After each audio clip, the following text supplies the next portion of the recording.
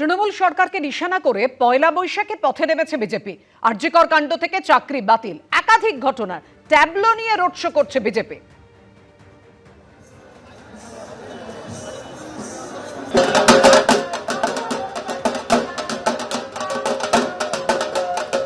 Fast food তো fast লাইফের একটা পার্ট, সো প্রবলেম তো হবে, বাট আমার সলিউশন তারা। 5 দশক ধরে গ্যাস, অম্বল ও পেটের সমস্যার একমাত্র সমাধান গ্যাস নল।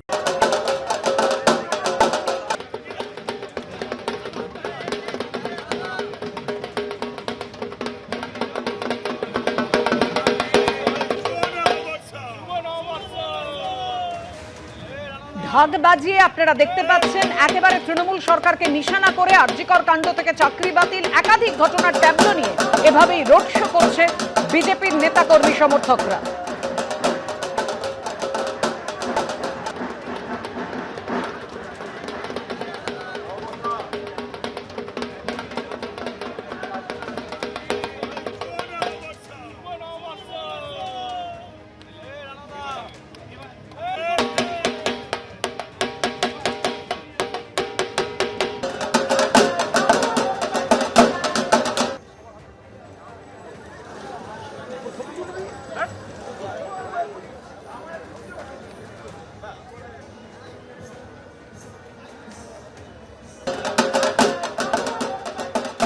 তৃণমূলকে আক্রমণ করে দিলীপ ঘোষের বক্তব্য, রাজ্যের পরিস্থিতি দিন দিন খারাপ হচ্ছে।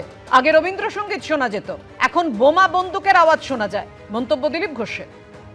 দেখুন, রাজ্যের পরিস্থিতি তো খারাপ হচ্ছে, তা বলতে আমরা নববর্ষ উদযাপন করবো, এটা হতে পারে না। বাঙালিকে বাঙালিত্ব ভুলিয়ে দেওয়ার চেষ্টা হচ্ছে। যারা বাঙালি বাঙালি স্লোগান দিচ্ছে, তারা গুজরাট থেকে ইউসুফ পাঠানকে নিয়ে এসে বাঙালির প্রতিনিধি বানাচ্ছে। তারা বিহার থেকে কীর্তি আজাদ আর শত্রুঘ্ন সিনহাকে নিয়ে এসে বাঙালির প্রতিনিধি করে দিল্লি পাঠাচ্ছে। আমরা কিন্তু পাঠাইনি। আমরা শান্তনু ঠাকুরকে পাঠিয়েছি, ডক্টর সুকান্ত মজুমদারকে পাঠিয়েছি, সৌমিত্র খানকে পাঠিয়েছি, ডক্টর জাস্টিস গাঙ্গুলিকে পাঠিয়েছি। এরা আমাদের প্রতিনিধি। আর টিএমসির প্রতিনিধি কারা? ওরা চায় না পশ্চিমবাংলায় ঢাকের আওয়াজ আসুক, শাঁখের আওয়াজ আসুক। বর্ডার খালি হয়ে গেছে, এখানে দুর্গা পুজো, কালী পুজো, দোলযাত্রা, নববর্ষ বন্ধ করে দিতে চাইছে ববি হাকিম, মমতা ব্যানার্জি। বিজেপি তার বিরুদ্ধে লড়ছে। রবীন্দ্রসঙ্গীত, ঢাকের আওয়াজ, নজরুল গীতি শোনা যাবে না নববর্ষে। আর বোম বন্দুকের আওয়াজ শোনা যাবে, এরপরে আজানও শোনা যেতে পারে। আর এর পাশাপাশি তমলুকে নববর্ষের মিছিল করলেন শুভেন্দু অধিকারী, রাজ্যের বিরোধী দলনেতা। নববর্ষে শুভেন্দুর হাতে হাল ফেরানোর খাতা।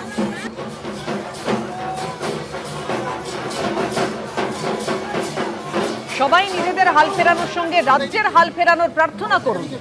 এই রাজ্য বেহাল। তমলুকে নববর্ষের মিছিল থেকে তৃণমূল সরকারকে এভাবেই নিশানা করেছেন শুভেন্দু অধিকারী। বর্গভীমা মন্দিরে হাল ফেরানোর খাতায় সিঁদুর লাগালেন শুভেন্দু অধিকারী।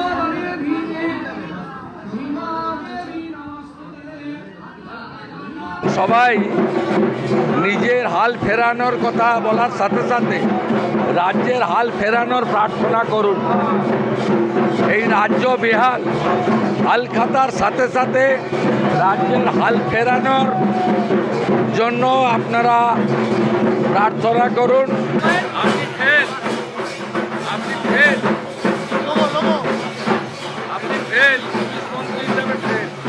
আমি সবাই হাল খাতানোর খাতা নিয়ে যাচ্ছেন, আমি হাল ফেরানোর খাতাতে সিঁদুর লাগিয়ে নিয়ে এলাম।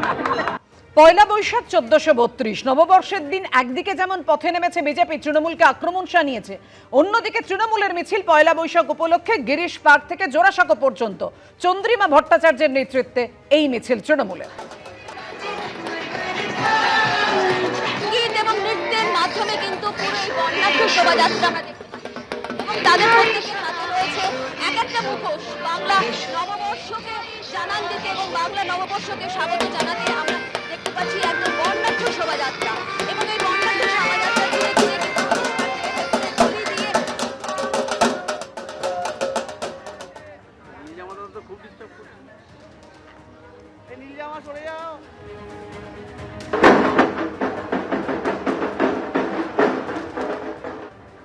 অশান্তি যে পরিকল্পিতভাবে করা হচ্ছে সেটাও আবার বেরিয়ে এসেছে।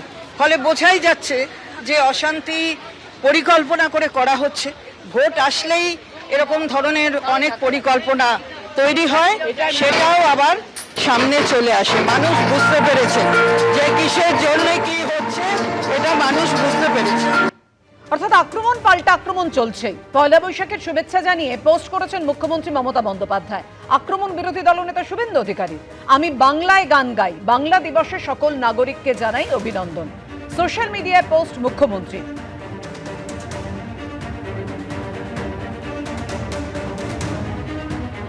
পাল্টা পোস্ট শুভেন্দু অধিকারী, রোম যখন পড়ছিল সম্রাট নিরো তখন বাঁশি বাজাচ্ছিলেন, রাজ্যে যখন হিংসার আগুন জ্বলছে আপনিও গান গাইবেন, সেটাই স্বাভাবিক, তবে গানের সুরটা বেসুরো হয়ে গেল।